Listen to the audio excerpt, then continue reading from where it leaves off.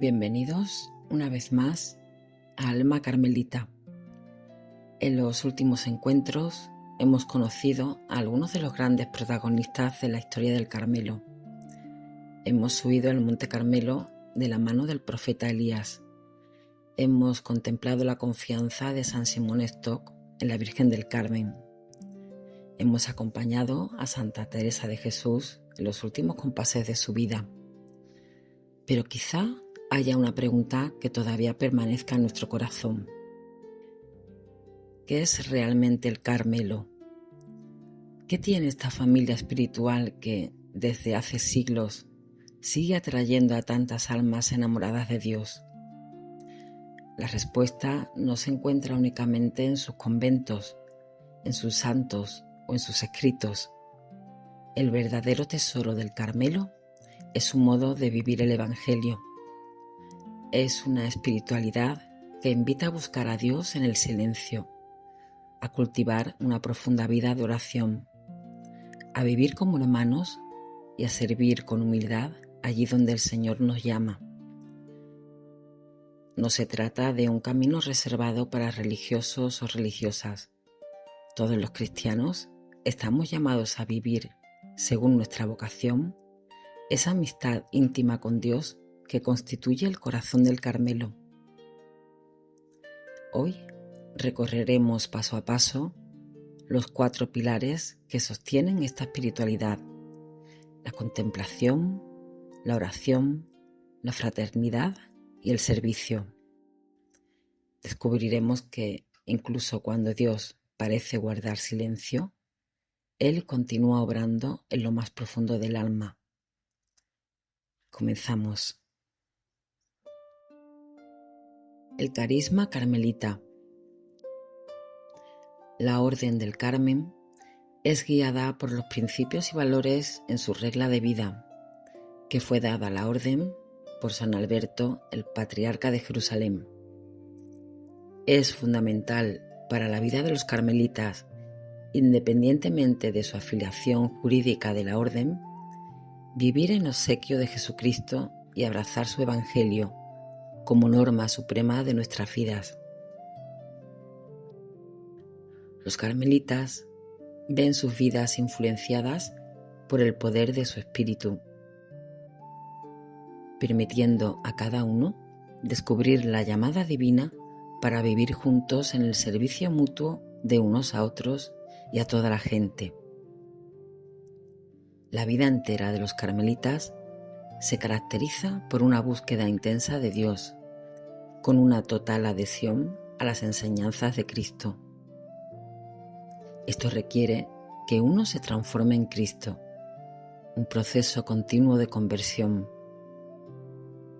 El carmelita, viviendo con este ideal en primer plano, coopera con el plan de Dios y, utilizando cada uno de sus propios dones, encuentra una expresión en la vida fraterna y en el celo apostólico. La contemplación. La contemplación, como valor fundamental en la vida del Carmelo, debe entenderse como el camino interior de la persona que la conduce y la eleva a la unidad de amor con Dios, de manera que este amor gratuito sea descubierto y la persona viva en esa presencia amorosa. Este abrumador amor de Dios lleva a la persona a una experiencia transformadora, la cual nos vacía de nuestras limitaciones e imperfectas maneras humanas para transformarlas en maneras divinas. Buscar el rostro de Dios vivo se refleja claramente en la regla de San Alberto, la cual describe a una comunidad totalmente dedicada en atención orante a la palabra. La contemplación comienza cuando nos encomendamos a Dios. Es una actitud de apertura hacia Dios, cuya presencia descubrimos en todo momento. Los carmelitas están comprometidos a hacer del Cristo crucificado el centro de sus vidas. Los carmelitas, viviendo esta actitud de contemplación en cada momento de su vida, canalizan enteramente toda su energía hacia Cristo, derribando cualquier obstáculo y desprendiéndose o vaciándose de todo lo que en su camino obstruye una total dependencia hacia Él o de aquello que impide la caridad perfecta hacia Dios y a los demás. Este proceso de vaciarse o desprendimiento conduce a la unión con Dios, el objetivo final de todo crecimiento humano. Los carmelitas utilizan expresiones tales como pureza del corazón o disponibilidad total para Dios y la experiencia de desierto para captar el concepto de desapego. La fraternidad. Esta actitud contemplativa nos permite descubrir la presencia de Dios no solo en los eventos ordinarios de la vida, sino también en nuestros hermanos y hermanas. Por lo tanto, aprenden a valorar el misterio de aquellos con quienes comparten sus vidas. La fraternidad es el área en la cual la transformación dentro de nosotros se pone a prueba. La regla carmelita requiere que seamos esencialmente hermanos y hermanas. Dicha regla nos recuerda con firmeza que la calidad en la relación interpersonal dentro de la comunidad carmelita necesita constantemente ser desarrollada y mejorada. La Trinidad Divina y la primera comunidad cristiana en Jerusalén son ejemplos a imitar. El ser hermanos y hermanas en el Carmelo significa crecer en comunión y unidad, superar los privilegios y distinciones con un espíritu de participación y corresponsabilidad, compartir posesiones materiales, un programa de vida en común y carismas personales, y también llegar a ser hermanos y hermanas significa cuidar del bienestar psicológico y espiritual de unos a otros. La vida religiosa vivida en comunidad es un signo de la Iglesia que es esencialmente un misterio de comunión y un icono de la Trinidad. El servicio. La vida evangélica está entre los dones del Espíritu a la orden. El compromiso de los miembros viviendo y propagando en el mundo su poder transformador y liberador. Esta vida evangélica se caracteriza por una intensa búsqueda de Dios, la cual se expresa en la vida fraterna y el celo apostólico. Como parte de la naturaleza contemplativa, en medio de la gente, el carmelita busca la faz de Dios en el mundo.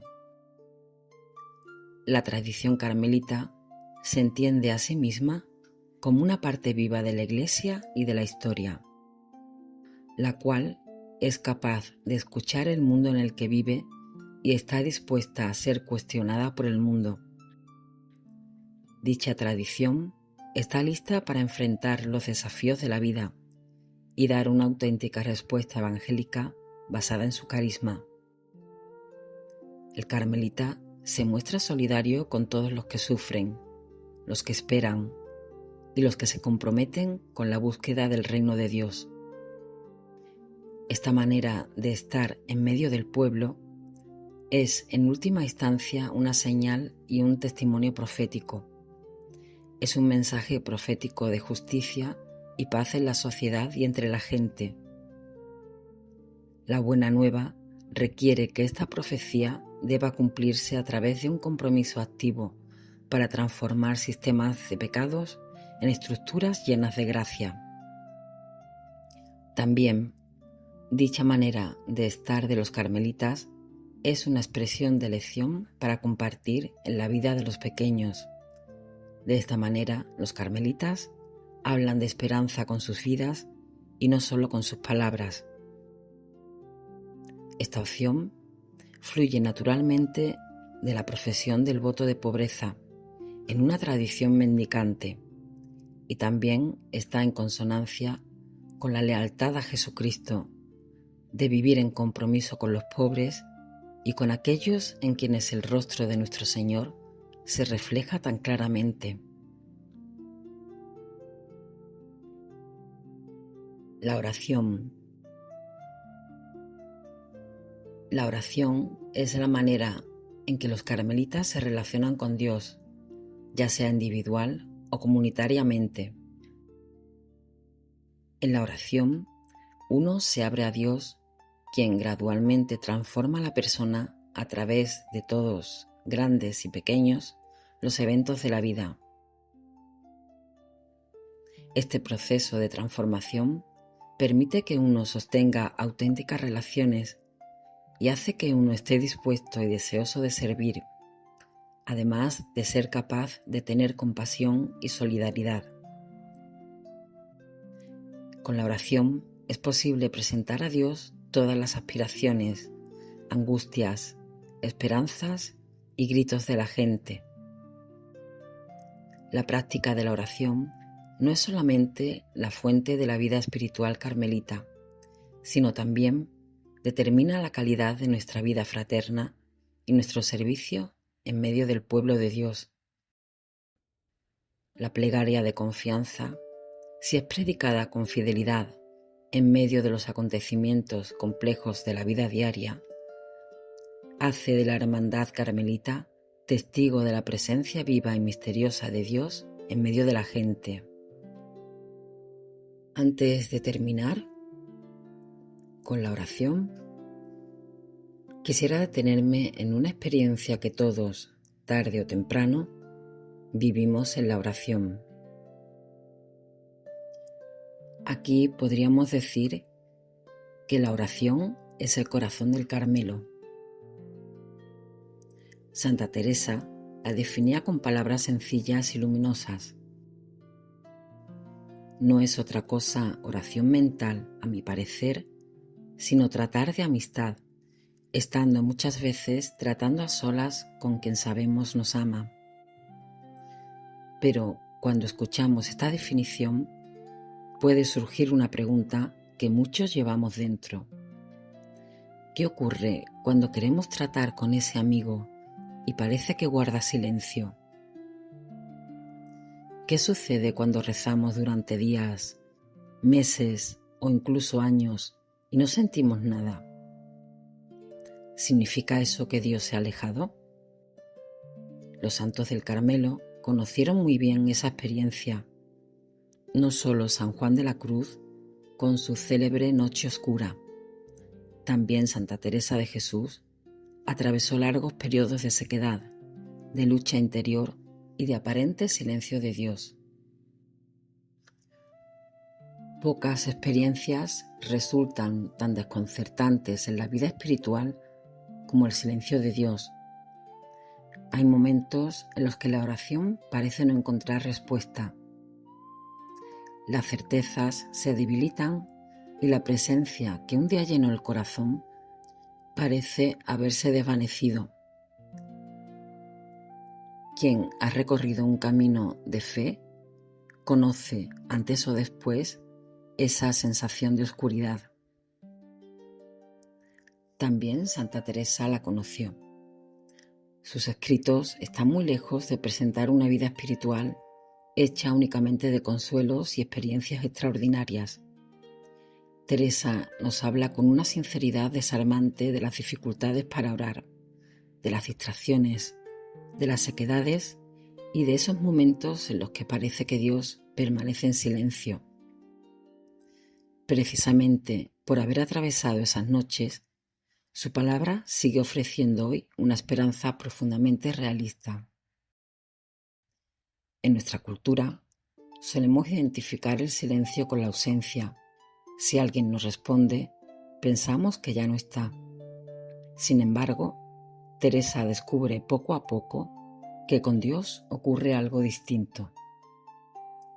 El silencio no significa necesariamente distancia.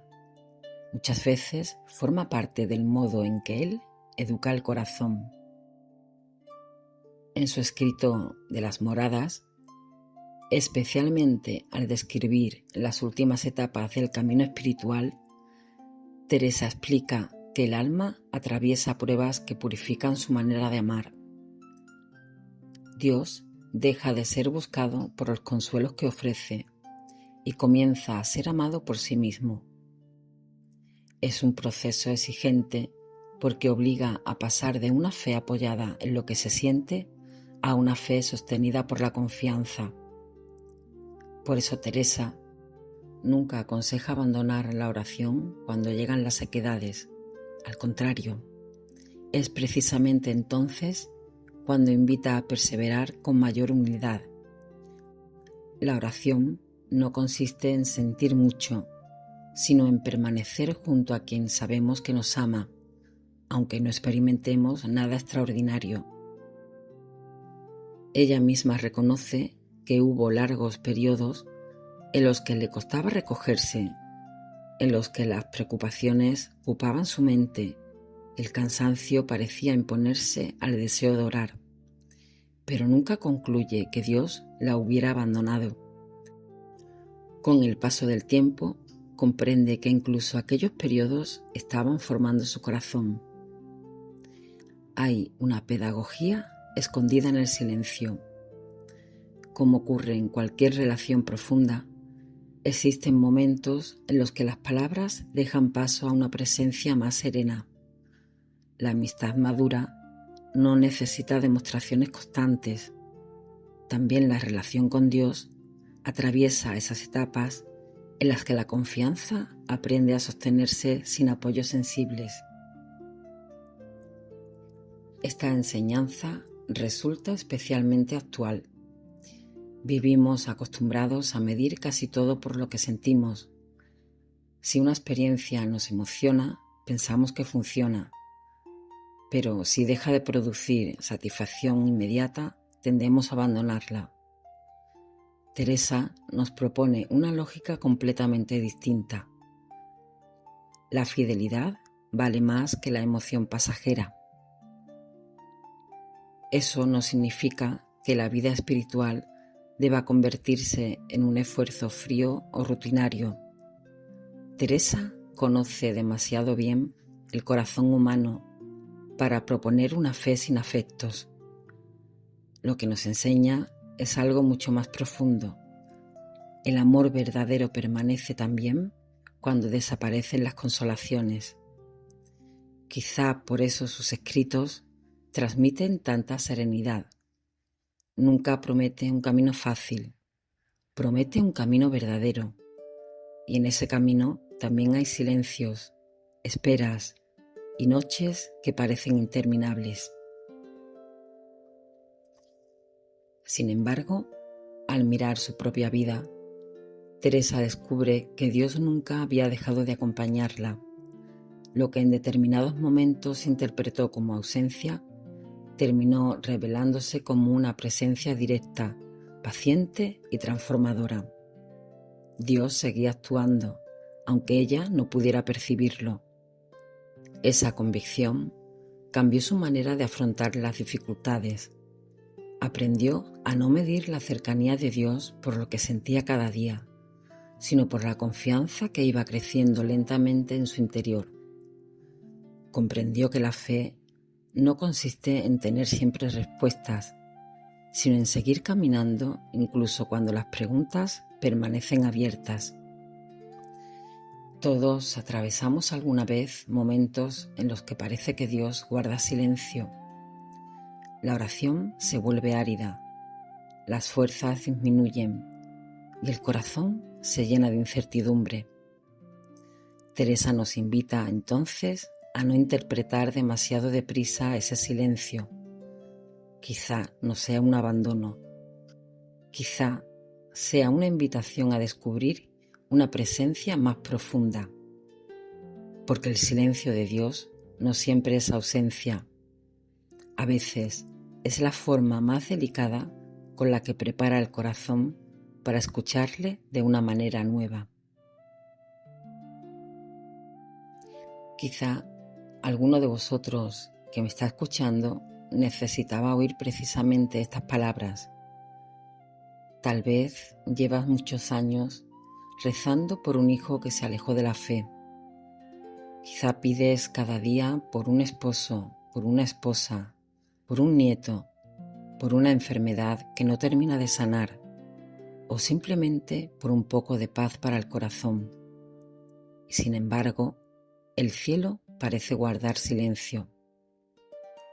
El Carmelo nos enseña que ese silencio no debe asustarnos, porque Dios trabaja muchas veces donde nuestros ojos no alcanzan a ver. Mientras nosotros creemos que nada sucede, Él está fortaleciendo nuestra confianza, purificando nuestro amor y conduciéndonos poco a poco hacia una unión más profunda con Él. Los santos del Carmelo no fueron hombres y mujeres que siempre sintieron a Dios, fueron hombres y mujeres que siguieron buscándolo cuando dejaron de sentirlo. Y quizá esa sea la enseñanza más hermosa que puede regalarnos. No dejar de orar, no dejar de confiar, no dejar de amar, porque quien persevera en la amistad con Dios descubrirá tarde o temprano que Él nunca se había marchado, simplemente caminaba a nuestro lado en un silencio lleno de amor. Qué interesante es el carisma del Carmelo. Debemos pensar, Dios sigue conmigo, aunque hoy no lo sienta. Quizá sea ese, en el fondo, el mayor regalo que el Carmelo puede hacer al mundo. Enseñarnos que la oración no consiste en sentir siempre a Dios, sino en permanecer siempre junto a Él. Porque quien persevera en el silencio descubrirá un día que Dios nunca dejó de hablar, solo estaba enseñándole a escuchar con el corazón. En el Carmelo, el silencio también forma parte de la enseñanza. Hay una frase de Santa Teresa que creo que puede resumir todo este episodio. La paciencia todo lo alcanza. A quien Dios tiene, nada le falta. Solo Dios basta. Al terminar este recorrido por el carisma del Carmelo, comprendemos que no estamos simplemente ante una tradición espiritual nacida hace siglos. Estamos ante una forma de vivir el Evangelio. El Carmelo nos recuerda que Dios sigue buscando corazones que deseen permanecer en su presencia, corazones que sepan hacer silencio para escuchar su voz, corazones que vivan la fraternidad como un reflejo del amor de Cristo, corazones que vivan con humildad, sin buscar reconocimiento alguno. Quizá no todos estamos llamados a vestir un hábito carmelita, pero todos podemos aprender algo del Carmelo. Podemos detenernos unos minutos cada día para estar con Dios. Podemos descubrir que el silencio no está vacío, sino lleno de su presencia. Podemos convertir nuestro hogar en un pequeño Monte Carmelo, donde la oración sostenga la vida cotidiana y donde el amor sea siempre la primera palabra. Y cuando lleguen los días en que Dios parezca callar, no dejemos de buscarle, porque el silencio de Dios nunca es indiferencia. Muchas veces es la forma más delicada con la que Él nos enseña a confiar.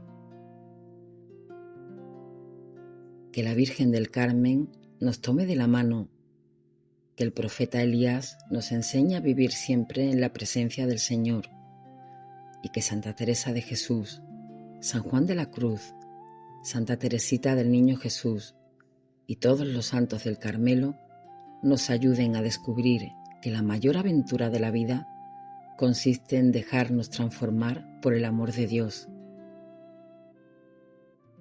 Gracias por acompañarme una vez más en Alma Carmelita. Hasta el próximo encuentro, si Dios quiere. Que Dios os bendiga.